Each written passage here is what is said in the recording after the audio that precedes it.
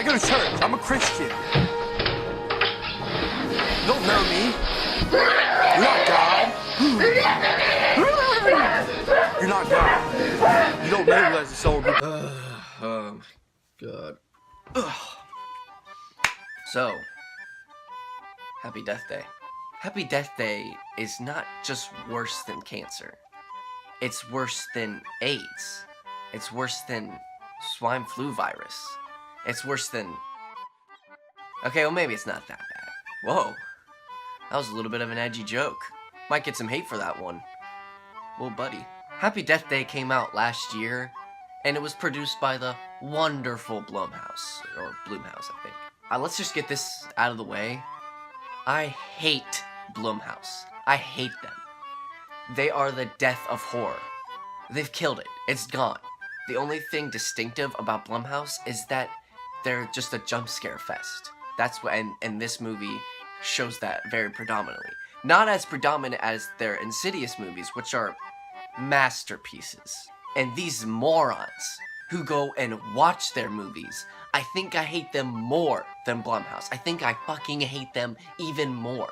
Because they go and they sit down in the theater like, oh yeah, that was a good horror movie. And they're like, ugh! And they get scared by the dumbest shit. I blame these people for movies like Happy Death Day and for movies like Insidious.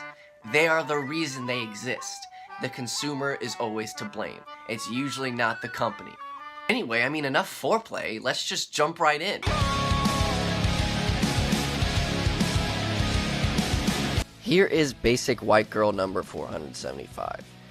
And she... What? What is this? She hates her birthday?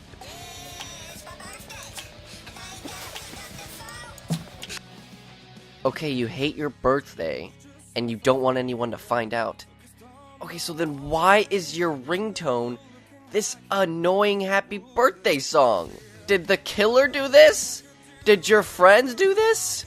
So we're about 5 minutes into this movie, and this character already makes no sense. So not only does this character make no sense, this character attribute doesn't make any sense.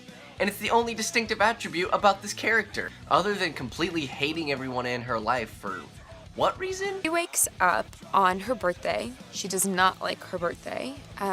She carries a lot of baggage with it, and so as she's going through her day, everything is annoying and everything is inconvenient, and everyone she encounters is a fly that she wants just flicked out of her way. Okay, well, you're obviously a cunt for more than just your birthday. It's pretty obvious everyone hates you. You get murdered because of it. So why are you such a cunt?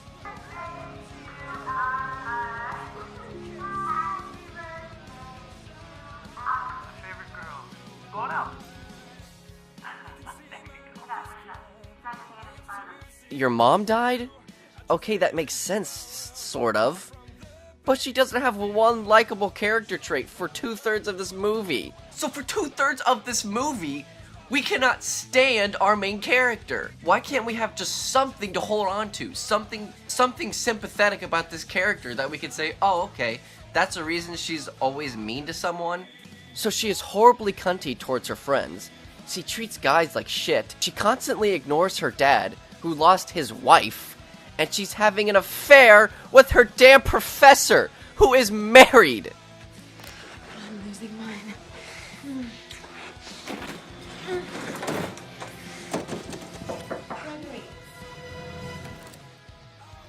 Why?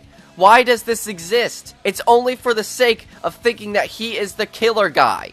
So for 2/3 of this fucking movie, we have a terribly written, unsympathetic character.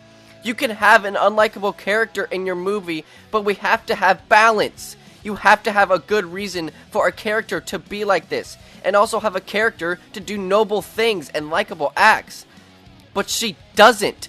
Her arc is the same exact arc from Bill Murray in Groundhog Day. Thank you, Blumhouse. Thank you for your lazy, god-awful fucking writing and ways of creating characters, if you can even call it creating. I'm so annoyed, I don't even feel like talking about the other ones. The other characters. They're all terrible, and they're all just as unlikable. Basic white guy is a tool bag. This guy is a target for just homophobic jokes, and it's just offensive. and all the other women are just a bunch of cunts. It's just fucking pathetic.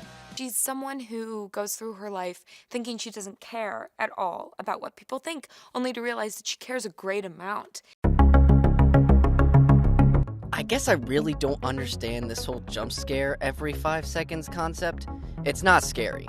And if the jump scare does get me, I am completely detached from the film. I have to then get myself back into it.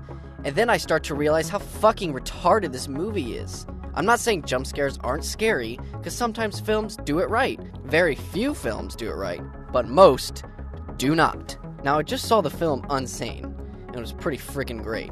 It was extremely scary and disturbing, while our lead actress was kind of insane, and kind of unlikable at times. She had an excellent motivation, and you want to know what they didn't have? Jump scares.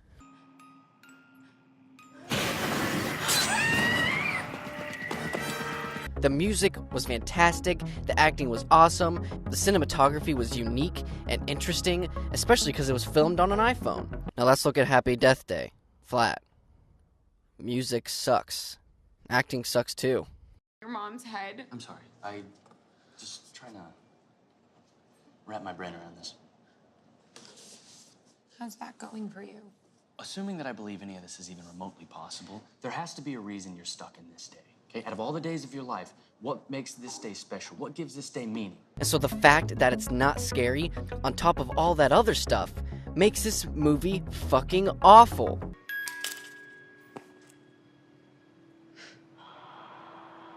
Yo, I think your friends went the other way.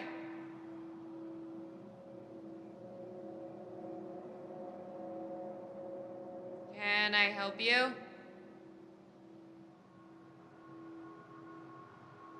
Look, weirdo, I'm not scared. Why don't you go try this with one of the heifers at Delta Gamma? They're into cosplay.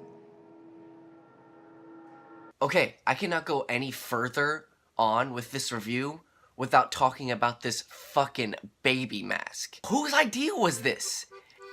It's so dumb. It's not scary. It's cringy. It actually, like, if you told me that this movie was a parody and the baby mask was supposed to be parodying slasher films, that would be funny. But it's supposed to be taken seriously. Apparently, it's their school mascot too, which makes even less sense. What school would want their mascot to be a baby? It doesn't make sense. What football or basketball team is going to intimidate their opponents with this baby mascot? You fucking kidding me? Who looked at this and was like, oh yeah, that's scary, that's perfect, we'll have that, well, great. Chris, I wanted to ask you one thing too that's terrified me in the movie. The killer's mask. Mm-hmm. How did you come up with that? Because it's just so there's creepy. There's the part of the objective was to find a mask that would function as a mascot for the school, but also something that could seem innocent and believable in that context, but also something that would be terrifying. And we experimented a lot with different masks, and we had some animal masks and so forth. But the baby really stuck. And then I think maybe on some sort of a subconscious level, I was about to have a kid. Yeah, that's right. And was it terrifying you? Maybe there was some anxiety there.